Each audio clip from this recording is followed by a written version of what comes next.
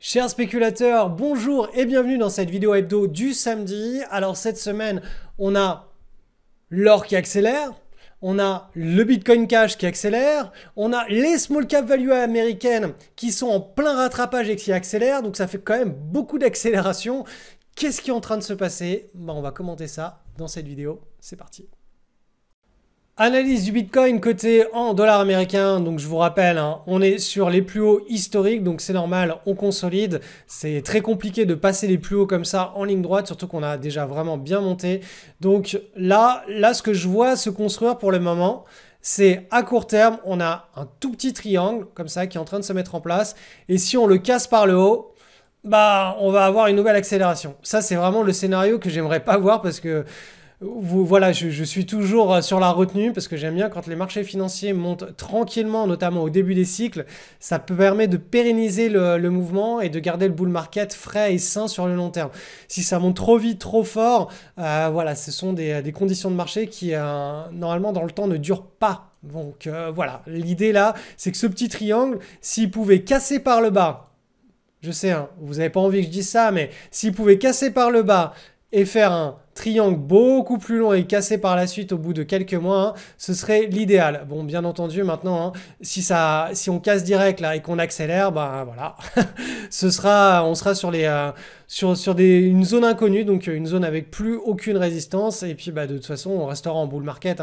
C'est simplement que derrière, la consolidation sera probablement plus longue dans le temps. On va passer maintenant sur l'Ether. Donc l'Ether est dans le même type de situation que le Bitcoin, à savoir on est dans une petite consolidation ici. L'Ethereum n'a toujours pas cassé ses anciens plus hauts historiques, donc on verra comment il se comporte. S'il nous fait le même type de consolidation que le Bitcoin, à savoir un tout petit triangle, on le casse et là, si on casse par le haut, ça voudrait dire que la résistance historique, là, elle devrait être cassée très rapidement en ligne droite. Ou si le Bitcoin latéralise sur quelques mois, on devra avoir ce type de scénario qui se met en place sur l'Ethereum. Dans tous les cas, on reste orienté sur un bull market, sur ces deux majeurs. Le Bitcoin Cash, notre fameux Bitcoin Cash, donc après avoir consolidé pendant 3 semaines, il reprend sa hausse attendue notamment pour aller au moins viser les ATH dans un premier temps. Donc je vous rappelle, de cette magnifique consolidation qui a fait couler tant d'encre dans les commentaires en me disant que je disais n'importe quoi, etc. Je vous rappelle que ici, on n'est pas là pour avoir raison. Si on a raison une fois sur deux, c'est bien. On est là pour, quand on a raison très fort. Et quand on a tort, on a tort très faiblement. L'idée, c'est quand on veut gagner plus d'argent qu'on en perd. Et donc, avoir raison ou tort une fois sur deux, c'est déjà très bien, c'est très suffisant. Donc, bien entendu, quand on a raison 7 fois sur 10 ou 8 fois sur 10, c'est encore mieux. Ça veut dire que on est beaucoup plus expérimenté que ses compères et que juste on time des patterns quand les cycles sont favorables et qu'on se retient de prendre des positions ou d'émettre des signaux, de commenter des signaux d'analyse graphique quand les cycles ne sont pas bons. C'est juste ça qui différencie quelqu'un qui va se tromper une fois sur deux de quelqu'un qui va se tromper une fois sur trois. C'est juste le cycle qu'il y a derrière. Mais les patterns en elles-mêmes, quand on sait les identifier, c'est pas quelque chose de très compliqué. Donc voilà, le Bitcoin Cash, boum, toujours dans sa direction des plus hauts historiques. Le Ripple, qui est lui sur une pattern en mensuel, donc une pattern qui est beaucoup plus longue dans le temps, et toujours dans ce magnifique triangle. On a une petite consolidation ici avec une contraction de la volatilité, donc bien entendu, si ça casse par le haut, on pourra libérer un fort mouvement, libérer dans un premier temps un mouvement qui va sur le haut du triangle et qui par la suite pourrait amener le Ripple sur un accident positif de richesse assez important. Donc l'idée, c'est bien entendu de ne certainement pas faire all-in sur ce type de crypto, mais simplement d'avoir des petits paris. Là, l'idée, c'est simplement, quand il y a un breakout, on peut allouer, de mon point de vue, c'est comme ça que je trade, on peut allouer quelques billes sur ce type d'opportunité. Et le but, c'est de rechercher systématiquement des opportunités avec des asymétries positives. Donc, si ça part, boum, prise de position. Et là, derrière, on a quelque chose qui peut faire x10, x15, x20. Et puis, si ça part pas, tout simplement, le jeton qu'on a mis, il peut aller à zéro. Sans même qu'il aille à zéro, il peut aller à 0,20 et diviser par 2, par 3, mais on peut, vu la volatilité, rester en position sur ce jeton et avoir un timing qui, sur le prochain bull market, lui permet, hop, de se valoriser. Donc voilà, ceux qui n'utilisent pas de stop loss sur des transactions de crypto, c'est que c'est des traders qui notamment se positionnent sur des unités de temps qui sont très long terme et pour qui l'utilisation d'un stop loss ne fait pas sens, parce que être exécuté à moins 50 ou à moins 60% sur un stop loss, est-ce que ça vaut vraiment le coup? Vaut mieux peut-être diviser par 2 son risque par trade. Et du coup, soit la crypto fait faillite et donc le stop loss, c'est la faillite. Mais comme on a mis 2 fois moins, bah, c'est comme si on avait été exécuté sur un stop loss physique. Et si la crypto n'exécute pas notre plan de trade, mais se met à décoller sur le prochain bull run, eh bien on est toujours en position, on a toujours des cartouches. Donc c'est une logique de money management. Je sais que beaucoup ne comprennent pas ce que je raconte. Il faut faire des efforts, faut essayer de voir les choses, non pas sur le phénomène d'avoir tort ou raison, mais un phénomène purement comptable et de se dire si on a tort, combien je perds, est-ce que je veux vraiment exécuter ma perte sur un niveau, ou est-ce que je préfère diviser par 2 ou par 3 le montant investi, quitte à rester en position et à me dire la crypto va faire faillite. Donc voilà, tous ces raisonnements là, je les répète régulièrement, une fois tous les 2 ou 3 mois, mais ce sont vraiment des choses à prendre en compte. Et quand on commence à intervenir sur des unités de temps qui sont beaucoup plus courte comme le daily, là effectivement l'utilisation d'un stop loss devient quelque chose qui fait sens. Et pour tous ceux qui veulent être accompagnés pendant ce magnifique bull market, sachez qu'avec ma team, j'ai créé l'Académie Crypto Surfer, donc vous avez toujours la possibilité de nous rejoindre dans cette magnifique aventure. Il y a régulièrement, donc chaque mois, même 2 fois par mois, en ce moment, il y a des lives, on fait intervenir des opérateurs dans certaines spécificités de la crypto. On suit toutes les opportunités qui passent sur nos screeners, on trade ensemble. Donc l'idée, ce n'est pas de vous envoyer des signaux, mais de vous apprendre à trader. Donc on trouve les opportunités, on les suit, mais encore une fois, le but c'est que vous ressortiez complètement autonome de cette expérience. Donc cette expérience pour cette première session, elle se terminera en octobre, donc fin septembre, début octobre. Donc il y a encore pas mal de marge pour pouvoir accueillir et accompagner ce bull run avec toute l'équipe. Donc le lien de cette académie est en description si ça vous intéresse. L'or coté en dollars, une nouvelle magnifique semaine de hausse. Donc ça y est, on a cassé. C'était une toute petite consolidation, je l'avais mise un petit peu plus longue, je suis toujours très pessimiste, j'aime bien être pessimiste, comme ça on est toujours dans la vie, vaut mieux être pessimiste et être étonné du côté positif que l'inverse, c'est une règle d'or. Donc voilà, on a cette petite consolidation qui a duré 2 semaines et puis là, boum, on est en train de réaccélérer, c'est normal, on est dans une dynamique maintenant et pour les prochains mois et les prochains trimestres, une dynamique de hausse. Donc là, la hausse est en train de partir très fortement. Si on passe sur du mensuel, vous voyez qu'on a vraiment ce magnifique breakout ici du mois de mars 2024 qui marque un grand tournant de la psychologie des foules sur l'or. On était depuis août 2020 dans une latéralisation au sein d'un bull market. Bah là, ça y est, on est parti dans une verticalisation au sein d'un bull market. Donc un phénomène probablement de rattrapage qui pourrait nous amener à quasiment doubler, voire plus sur l'or au cours des prochains trimestres et les prochaines années. On est censé être entré dans le bull market. Idem sur l'or côté en euros maintenant avec le GBS qui est un tracker qui reproduit l'or coté en euros. Donc voilà, on est sur le mois de mars. Regardez cette bougie haussière, elle est vraiment très, très prononcée. Donc là, pareil, on a ce grand canal aussi à très long terme, donc on a beaucoup de marge vers le haut à aller chercher. Je sais qu'il y en a autour de moi, on me dit, mais ça y est, l'or a monté, est-ce que c'est le moment de vendre? Bah en fait, non, là, c'est plutôt le moment d'attendre. Il y avait le moment où on était là, où soit vous n'étiez pas en position, c'était pas le moment d'en acheter. De mon point de vue, on achète sur breakout les actifs qui sont en tendance long terme. Et maintenant que on a breaké, c'est le moment de camper sur nos positions et de surfer la vague. Donc, en hebdomadaire, hop, tout comme sur l'or coté en dollars, l'or coté en euros a une très très belle accélération. Donc voilà, affaire à suivre, mais voilà, on attendait ce mouvement, cet état de grâce de bull market, ce passage de la psychologie des foules, d'une psychologie latéralisée, déprimée à un nouveau bull market. Et bien ça y est, on est dedans. On devra avoir des trimestres et des trimestres de hausse sur l'or.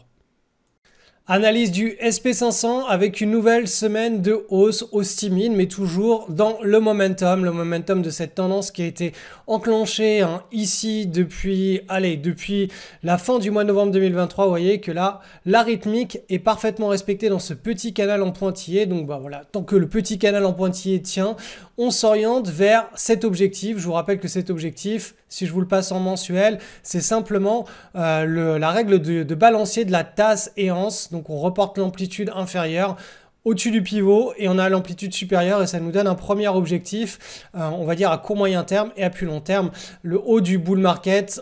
On se sert en termes de temps et d'amplitude des 3 dernières vagues haussières du grand cycle séculaire depuis la crise des subprimes pour définir un objectif de haut de bull market, on va dire d'ici l'année 2026-2027. Donc pour le moment, le SP500 est toujours dans sa petite dynamique en se dirigeant vers son premier objectif. Sur le Nasdaq, c'est pareil, ça fait 1, 2, 3, 4, 5 semaines où le Nasdaq, eh bien, il est en train de consolider tranquillement. Donc 1, 2, 3, 4, 5, hop, on a cette toute petite consolidation pour le moment qui arrive en plein milieu de ce magnifique canal haussier en pointillé. Donc là, pareil que sur le SP500, tant que la dynamique continue, donc cette dynamique-là, hop, on vise le haut du canal en pointillé. Donc pour le moment, on est vraiment dans des conditions de bull market, à savoir une volatilité qui est basse et des mouvements de hausse, des semaines de hausse qui sont longues et régulières. Donc des petites stagnations, des petites baisses, des petites hausses. Tout ça bien organisé dans un mouvement de hausse. C'est vraiment typique des gens boursières de bull market. On va aller voir maintenant ce qui se passe du côté des small caps. Je vous en avais parlé. Les small caps, de mon point de vue, vont être victimes d'un phénomène de rattrapage à la hausse. Donc on a ici le Russell 2000. Le Russell 2000 avait déjà tenté de casser là. Boum, et on avait la validation, on avait un petit peu stagné et puis là cette semaine on est en train de repartir et notamment au-delà des small caps, c'est les small caps value, notamment américaines, le VBR qui est un ETF qui couvre cette catégorie, cette sous-catégorie des small caps, donc les small caps value, et là donc ça fait 2 semaines qu'on est en pleine accélération. Donc voilà, moi personnellement, comme je vous l'expliquais dans la vidéo du samedi il y a quelques semaines, c'est quelque chose que j'ai renforcé, notamment dans la partie de mon portefeuille long terme où je suis des indices. J'ai intégré pas mal de small cap value, donc j'ai mixé différents ETF américains en small cap value US avec différents facteurs, mais bon, ça peu importe. L'idée, c'est d'avoir une exposition small cap value pour vivre un petit peu ce rattrapage entre le SP500 et le Nasdaq qui ont bien monté et cette catégorie d'actifs qui, elle, n'a absolument pas profité de la première vague haussière de reprise haussière sur les indices américains et européens. Et là, on voit qu'en mensuel, on a cassé cette magnifique tasse et anse et que là, on est en plein début d'une potentielle accélération qui serait très très verticale. Et les small cap value, c'est la classe d'actifs qui, sur le long terme, bat toutes les autres classes en termes de performance, donc notamment. Si vous prenez toutes les actions, donc les large caps value, les large cap growth, les mid caps value, les mid cap growth, etc. Les small cap value sont la classe d'actifs, la sous-classe d'actifs equity, donc actions, qui performent le plus sur le long terme. Ça n'a pas été le cas au cours des dernières années, mais forcément, il y a toujours des phénomènes de rattrapage et sur le long terme, ça reste la sous-classe d'actifs en termes d'actions qui est reine. Donc voilà, à méditer, en tout cas d'un point de vue purement graphique, le timing était juste idéal. Extraction d'une large base. Boum, première petite consolidation, on s'extrait de la consolidation, on a la validation, c'est la zone de prise de position et sur le long terme, on est dans un grand bull market avec cette magnifique pattern ici, je vous l'ai montré en mensuel. Hop, un espèce de petit triangle ou une tasse et anse avec la cassure ici au mois de décembre et la validation au mois de février. Donc voilà, toutes les planètes sont alignées pour qu'on ait un rattrapage des small cap value vers les indices américains plus larges. Quant au marché européen, donc sur le DAX, indice allemand, on est arrivé sur l'objectif. Premier objectif, je vous rappelle, règle du balancier, on prend la dernière amplitude de la dernière consolidation, on la reporte au-dessus du pivot et boum, on a notre premier objectif qui a été atteint donc cette semaine avec 1, 2, 3, 4, 5, 6, 7 semaines de hausse. Donc très probablement, on va assister à peut-être 1, 2, 3 semaines de consolidation. En tout cas, tant que ce trait ici est maintenu, ça veut dire que la dynamique, le momentum, il est toujours pérenne et qu'on peut viser toujours vers le nord. Donc en mensuel, je vous rappelle, la vision à plus long terme, c'est celle de ce grand canal haussier. Et donc vous voyez, on est juste en plein milieu du canal haussier. On a quand même énormément de marge de manœuvre pour aller beaucoup plus haut dans le canal haussier. Bien entendu, vous voyez, on est sur des unités de temps qui sont très longues. On est sur du 2027, 2028. Donc entre-temps, ça ne devrait pas monter en flèche en ligne droite, ça m'étonnerait très fortement, ça peut arriver mais ça m'étonnerait très fortement et donc on devrait assister à des consolidations entre maintenant et si on y arrive, cette zone des 30 000, 35 000 points, ça ne devrait pas se faire en ligne droite. Sur le CAC 40, donc en mensuel, là on arrive sur la zone de pointillé, donc ce canal haussier ici en pointillé à très long terme. On a une deuxième dynamique, on l'a vu, qui a été mise en place depuis la crise Covid, donc avec un momentum qui est un petit peu plus accentué vers le nord. Donc ce que je vais faire, c'est que la ligne en pointillé, je vais l'arrêter à cet endroit-là. Comme ça, on pourra juste parler de la nouvelle dynamique, vu que là, on a atteint l'objectif. Donc voilà, dans la nouvelle dynamique, on se dirige vers le haut du canal. Donc je vais vous passer ça en hebdomadaire. Et en hebdomadaire, on a ici cette petite trendline.